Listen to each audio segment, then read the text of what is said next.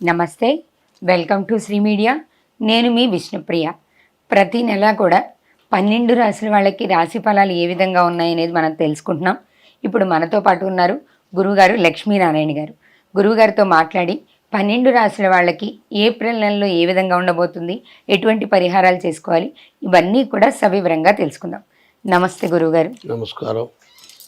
ఎప్పట్లానే మనం ఈ నెల కూడా ఏప్రిల్ నెల రాశి ఫలాలు చెప్పుకుందాం గురువుగారు.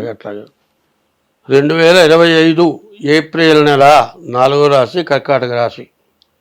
కర్కాటక రాశి ఫలితాలు చెప్పుకోవటంలో ప్రత్యేకమైన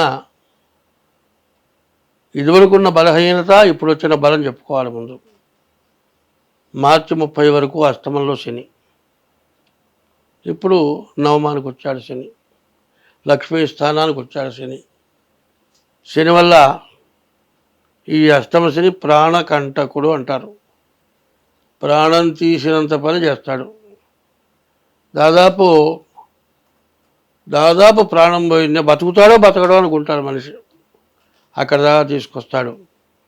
వాడి పుణ్యఫలాన్ని బట్టి బతికితే బతికి బయటపడాలి, లేకపోతే పూర్ణ పోవాలి.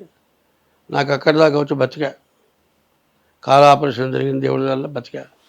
ఈ మూడోసారి అష్టమ శని రావటం, ఈ అష్టమ శని మూడోసారి వచ్చిన తర్వాత బతకడం అనేది చాలా కష్టమైన విషయం. ఏదో భగవంతుడి వల్ల బతికా. ఇది మంచి ప్లస్ పాయింట్. ఇప్పుడు ఈ 9 ఉన్న శని ప్లస్ పాయింట్.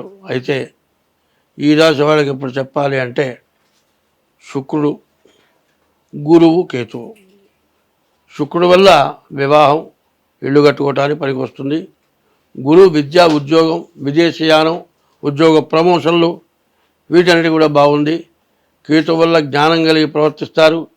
వాళ్ళు చెప్పే మాట వల్ల వాళ్ళ పనులు ఏవైనా సరే అవతల వాళ్ళు కాదనకుండా వీళ్ళ పని నెరవేర్చుకొని బయటకు వస్తారు.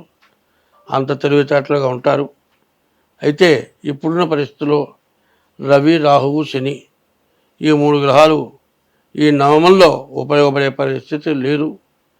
దానివల్ల విపరీతమైన ఖర్చులు, అనవసరమైన సమస్యలు, అనుకోని గొడవలు, ఇట్లాంటివన్నీ కూడా రావడానికి బాగా అవకాశం ఉంది.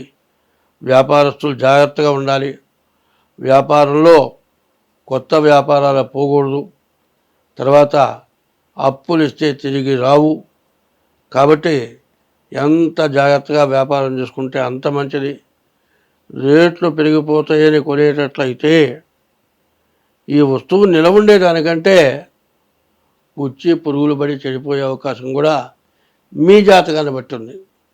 ఎందువల్లంటే చాలామంది కొత్త సరుకు వచ్చినప్పుడు స్టాక్ చేస్తారు.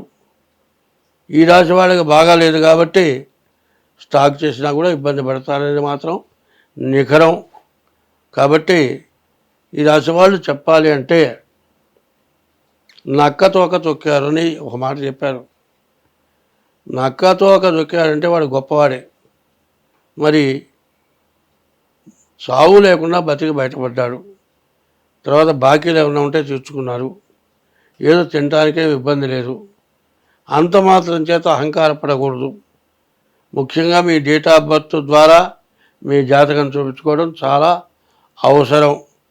ఇది మాత్రం తప్పనిసరిగా చూపించుకోండి. ఈ కర్కాటక రాశి పూర్వజన్మ సుకృతం కలిగినటువంటి రాశి. టైం కూడా బాగుంది. కొన్ని గ్రహాలు బాగాలేవు కాబట్టి పూర్తి ఫలితాన్ని పొందాలంటే మీ డేట్ ఆఫ్ బర్త్ ద్వారా కానీ, మీ హస్త సాముద్రికం ద్వారా కానీ మీ జాతకం చూపించుకోండి.